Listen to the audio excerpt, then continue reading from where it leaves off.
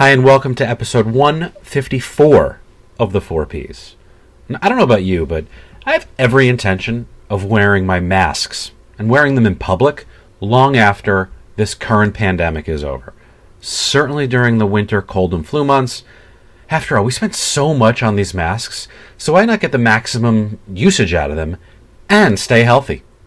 The 4Ps. Professional. Political. Practical.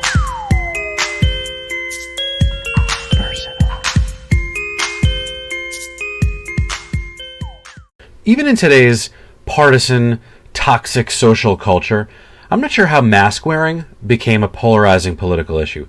For me, this was never about freedom or public health, science and safety. Like most things, it's really just about basic human intelligence, as opposed to mass stupidity. Over generations, there have been different historical catalysts that resulted in significant increases or decreases in our overall life expectancy. Some happened rapidly, others took time to evolve. Wars, pandemics, they shorten it. Vaccines, technology, science, they increase it. Yet, I now truly believe that long-term mass mask adoption in cities, offices, markets, transit hubs, other crowded spaces could become a defining neo-Darwinian moment in time that separates intelligent from illiterate as far as factions in society and our immortality. Something personal. Now, personally, as a family, we spent more money in the last month or two than I think we ever have before. My recent credit card bills are painful to even think about. So what did we spend it on? Oh, for starters, we booked 2 travel vacations for summer and Christmas week, which are already hitting the credit card. We got new outdoor patio furniture, a new couch for the playroom. I got new rollerblades. We paid for summer camp for the kids. We're dining out more than we were before. It's all just starting to add up. But all of it is justifiable. At least we're doing our part to help restore our economy to full strength. And we didn't even get a stimulus check. Overall, the U.S. GDP grew at 6.4% annual rate in the first quarter of the year. And economic output is now within 1% of its pre-pandemic peak. Yes, there is a lot of talk about how consumer expectations, behaviors, patterns, trends have changed permanently since COVID began. But confidence is returning. A resumption of activities and events feels closer, at least once we've hit a higher vaccination rate and herd immunity percentage, and I'm not rushing it, but you see people out and about more. Personally, my biggest savings during the pandemic came from not commuting, making more meals at home, not buying new clothes for work like I had to in the past. Hopefully all my work clothes still fit from when I last wore them at the end of 2019, because my office also just reopened back up on a purely voluntary basis. And while this feels a bit premature to a lot of people, a few people did opt to go into our space in Midtown Manhattan this week.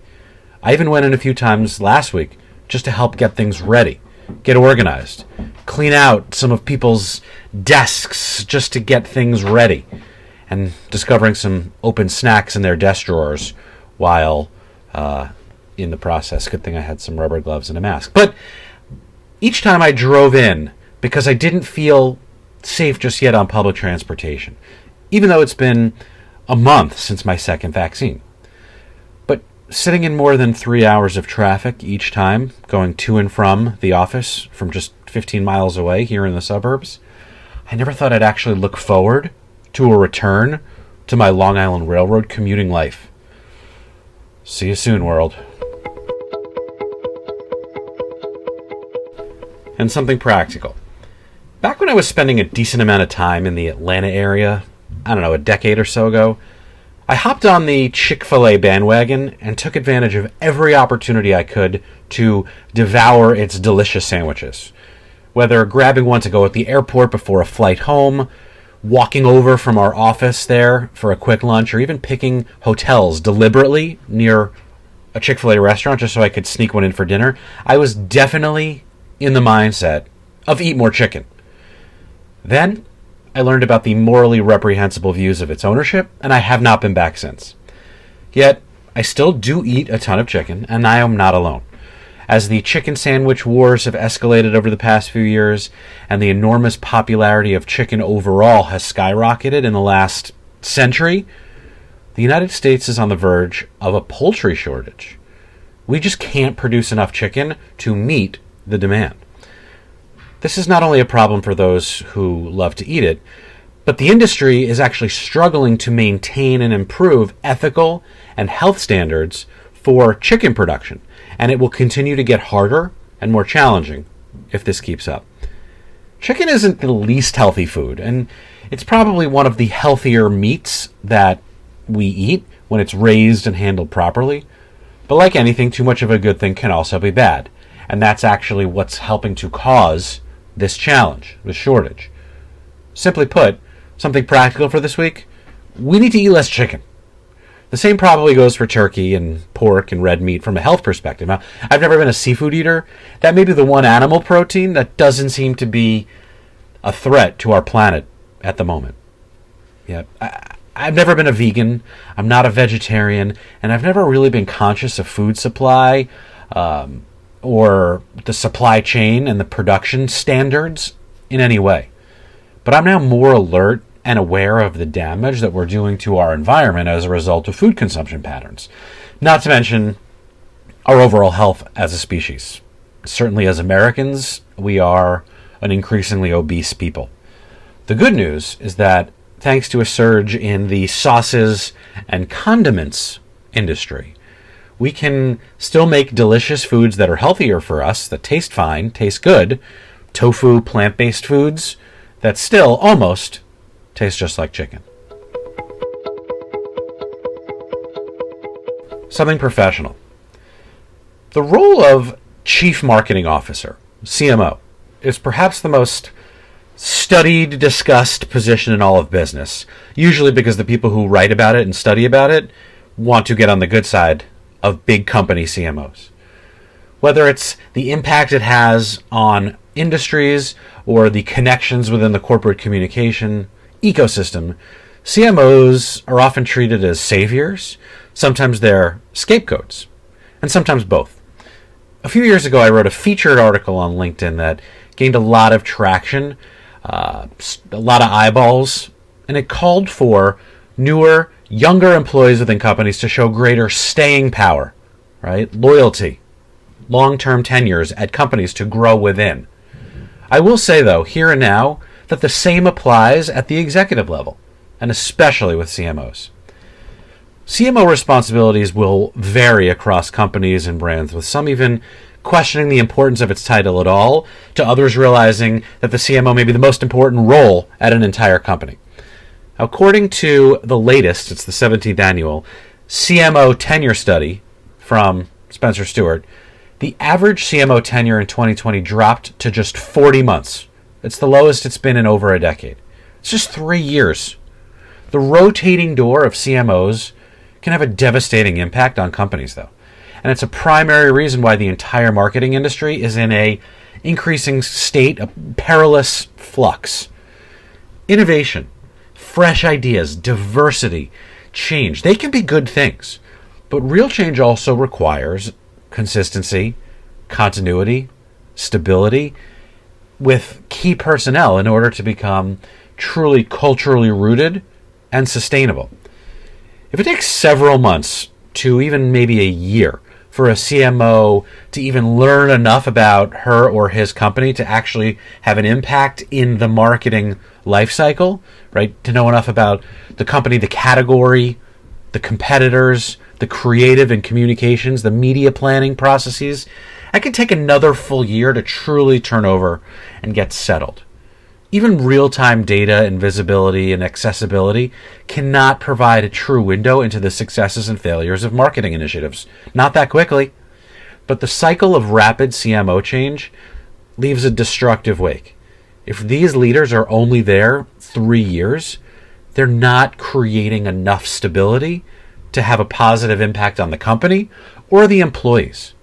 right? Those workers that work within a marketing organization, even more broadly, their agencies and partners, shareholders, they can be shaken when a CMO leaves.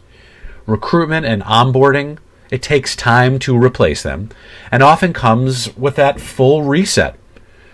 Foundational stability, iterative growth, it's going to take years, which is why CMOs should plan to spend, I think, at least 5 years minimum when taking on a new role. The good news is that another trend is also combating this turnover. A majority of companies, I think 63%, the study said, promote internal candidates versus looking outside for CMOs, especially first-timers, and that happened in 2020. This percentage was even higher for first-time CMOs. 84% were promoted from within the company versus 16% of external hires. Virtual onboarding these days is challenging, especially so for first-time executives. Most certainly the pandemic fueled some of the decline in chief marketing officers' tenures as executive teams across industries faced unprecedented changes in the market. But compared to the average tenure of CEOs, which is 80 months, the CMO has really just become a chief mobility officer these days. As something political. My town was in the national news last week when swastikas were discovered to have been spray painted, on the exterior facade of one of our local elementary schools. It prompted swift legal action, but it also encouraged us as a community to talk about how we respond to hate crimes and even discrimination overall. But why do these things keep happening? What can or should we be doing differently? I think unfortunate incidents like this remind, well, certainly me, of European philosopher George Santayana's famous quote, "Those who cannot remember the past are condemned to repeat it." It's a famous quote. From violence and wars to economic crises and diseases, what is it about history's lessons that are just so easy to ignore or hard for us to learn, to pay attention to? Studying history broadens our understanding of the world. It provides us with a fountain of wisdom unattainable through our own individual experiences. By understanding the successes, the failures, accidents, victories, mistakes of others, we can learn how to improve on the good things as well as avoid the bad things. Yet history is still a retelling of stories in popular history that is distorted, editorialized. There are recaps that are told by the winners, exaggerations. It's myth-making and storytelling at its best. Sometimes it's even outright deceit. But careful observation, study, and analysis can help us to see the truth. Lessons from the past can even help us prevent the worst of war and conflict. We study history to understand why events happen the way they did. With hundreds of thousands of years worth of data to draw on, it also helps us make better decisions. It gives us knowledge and wisdom that you simply can't get from everyday life. Which means that the study of history has to be like the study of science. Objective, fact-based, rational. Historians must pursue the truth even when it's uncomfortable. Uncovering the facts about past events requires a dispassionate, scientific-like attitude. A historian's emotions must never sway the investigation. But creativity and intuition do have a role to play. Yes, we can interpret and then analyze and make recommendations. Yet a paradox then becomes somewhat problematic. The more scientific, less emotional the reports, the stories, the telling of history is, the less interested the general public becomes. We, as human beings, crave sensationalized, emotional accounts of the past and the present, and our leaders, they know this. We want to be on the right side of history, so generals, politicians, even entire institutions are usually reluctant to admit past follies and mistakes. They fear hurting morale and exposing weakness. History is also often swayed by powerful people, their personal connections, and the compromises that they make in private, in conversations that we never learn about. So many crucial moments in history happen behind the scenes. So learning what truly transpired requires a challenging excavation and investigative process. Which brings us to today.